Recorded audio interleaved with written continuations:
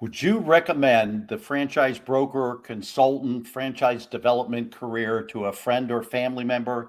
The hard facts and realities. You won't want to miss this.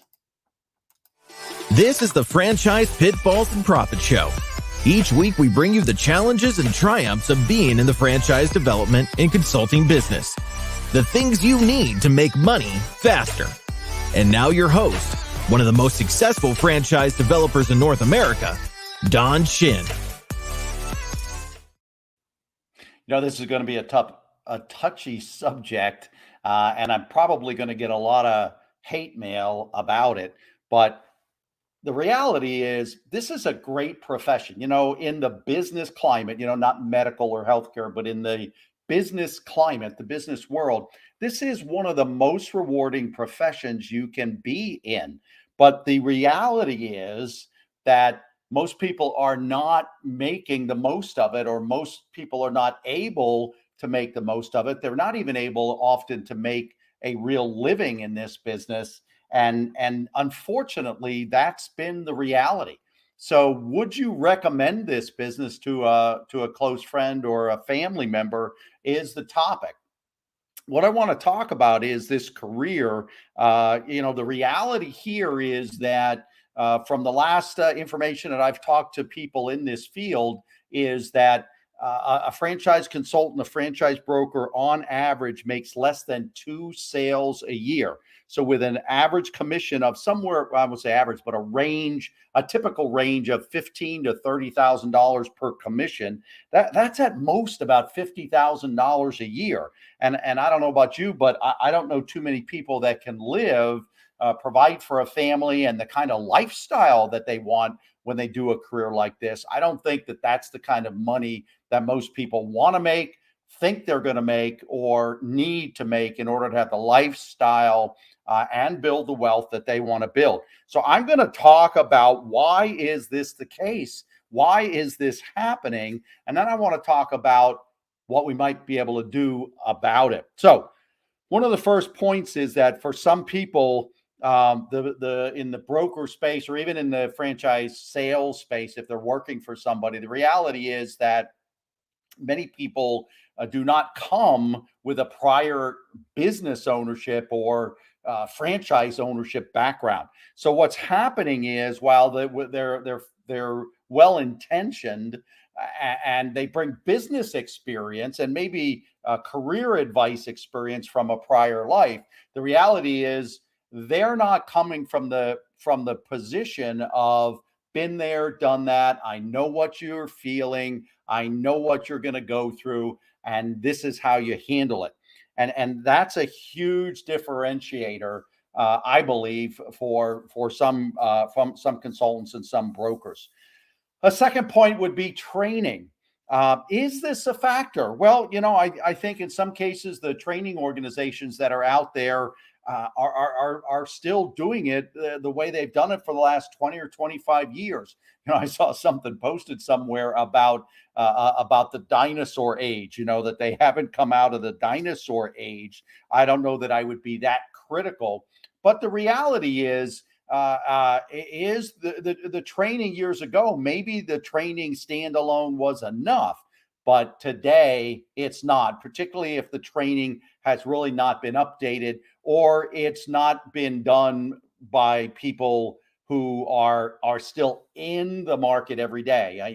Again, I hate to throw trainers under the bus, but I feel the best trainers, in fact, I've seen this in franchising. I saw this in some of the best corporate environments that I was in, that the trainers were the people that came out of the field or were already business owners, and they're training about business ownership as opposed to being professional trainers. So the other piece about training is having talked to people that have less than a year's experience, pretty much just have come out of the training that's been provided for the tens of thousands of dollars that they've put out. And I find that there has not really been enough focus on the two most important keys to at least getting in this business, and certainly for the first 2-3 years of this business. And that is lead generation, and also how to handle a pipeline, how to handle the actual candidates. And when I have coached emerging brands as well as franchise brokers, franchise consultants, I'm really shocked at the things that they don't know. Now, maybe some of it was them personally that they didn't pick up certain things out of the training, but I'm just shocked that they don't know how to handle some of the client situations that they're facing. Um, Support then is the next one that I think so critical. Um, I think it's a bigger piece to this success track than what most people feel. And again, organizations are well intended. Sometimes they'll connect with buddy coaches. Sometimes they give you access to experienced, successful people in this field. They'll put together some trainings and some periodic opportunities to engage in conversations with experienced people. But that's just not focused enough on what's going on in the individual broker consultant's business on a day to day. Smaller, more focused, more intimate coaching is really what I find to be most successful. In my own days of my initial couple of years of selling franchises, it was that situational sales focus as well as a focus on successful lead generation for about 6 months that had my sales year two over one go up 600%, because it was much more focused and intimate coaching on what I was doing and what was going on in my business.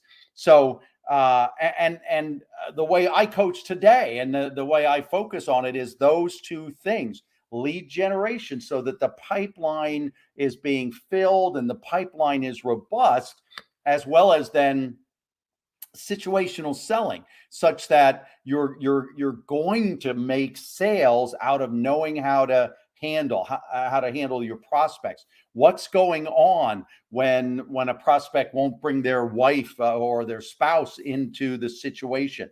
What's going on when a candidate is ghosting you or isn't following up on the things they are supposed to be doing with a franchisor, or the things they're supposed to be doing to get back to you? These are, again, situational selling techniques that you need to learn along the way. If it was in the training, they've forgotten about it in the heat of the moment, and again, maybe there was just too much to absorb in 3 or 4 days. So you need that reinforcement, but you need it in a real practical way that's going to show you what's going on and help you make money quicker. Another thing I feel in all of this is that are the organizations, are people and the candidates themselves to be being franchise consultants or brokers, are they realistic with the amount of commitment, particularly commitment of time that it's going to take to make a good living and to have the lifestyle that they want to have? And when I say a good I'm talking about it at least gross revenues of in the six figures. I think too many people in the latter stages of their careers are exiting corporate. Often not what they wanted to do, but they're exiting corporate. They don't seem to want to make an investment in a business themselves. Pay the 75 to 100 to 100 and a quarter on average it's going to take to open their own business. So they opt for this $20,000 to $40,000 career, but they start to slow down. They start to lay back. They think they can make this wonderful, wonderful wealth and lifestyle, and it will give them the lifestyle, but it's not going to give them the finances unless they're fully committed to it and they put in the amount of time that it takes, at least to get the business going, at least the first year, 18 months or 2 years, till you get a robust pipeline consistently going. You know how to handle candidates and you increase your conversion rates.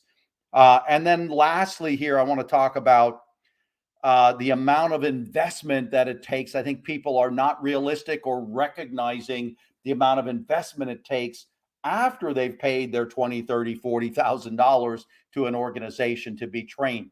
I think there's too much reliance on the general leads that they get from their initial investment. And candidly, those leads are fairly poor in a lot of cases. I don't know too many consultant brokers that have made a lot of sales out of those initial leads. They're good for practice, they're good to burn through, but I think too many people entering this career are thinking that's what's going to cash flow their business. And then as they make those early sales on those early leads, they'll be able to fund, future investment in marketing and lead generation. And what I'm telling you is recognize you're going to have additional lead generation investments after you're trained in order to really be able to make money and make money quicker. So what can you do if you're considering this as a career? And if you're already in this industry and you are recommending the industry to someone, I think these are a couple of things you need to tell people. One is that they need to be realistic of the necessary time it will take to start this business. And again, I'm talking about the first year, 15 to 18 months. It is a full-time venture. So you need to share with people that it is a tremendously rewarding and it's a great opportunity for wealth and lifestyle, but recognize the first year or so you need to work it full time. And I don't mean 70 or 80 hours a week, but you need to put in a solid 40 to 50 hours a week to do this. The second thing is if you're considering this as a career or you're recommending it to someone, tell them of the necessary investment beyond the early leads they may get with their initial training. I find that it takes a very minimum of $2,500 to $3,000 per sale. And in some cases, it can take upwards of $10,000 to make that sale that's generating 15 to 30,000 in revenue. So they can do the math. How much money do I want to make? How much money am I going to have to invest in lead generation in order to make that money? And they need to put aside that kind of money. I say at a very minimum, probably $3,000, $2,500 to $3,000. They should a month. They should really be in the startup phases because you're going to burn through a lot of leads, not knowing how to handle them. And so it's probably more like $5,000 a month in ongoing marketing in that first year. So, what can you do about it if you're considering it a career or you're recommending it to someone? Be sure they're clear on the commitment of time and be sure they're clear on the commitment of the investment. So, now a lot of my audience are existing franchise consultants and brokers. So maybe you've got 6 months to 2, 3 years in this business, and it's not what you wanted. You're not making the kind of wealth you want. And therefore, obviously, it is really starting to limit the lifestyle that you can have. So what can you do about it if you're already in the business? What I recommend is one of the keys I mentioned earlier on, and that is seek some help from people that have done it really successfully before and get the kind of help that's focused on you and your business and your goals and your plans and your aspirations. Don't make it the casual periodic join a group where there's 20, 30, 40 people on it. Get specific coaching and help for you. I promise you that it is going to return the investment. You're going to make money quicker than you will without that support. And one sale alone is going to easily cover your coaching costs for months, if not the first year. So get some help. If you're already in the field, get some specific, deliberate help for yourself. So in summary, recommend this profession to a friend. Recommend this profession to a family member. It is so fulfilling. It is so rewarding professionally and personally, but help them with the realities of entering this industry and profession by sharing with them the budgeting and the planning, the after initial training investment that they need to make in marketing, lead generation, and support and coaching that they need to do in order to start well and have an awesome career.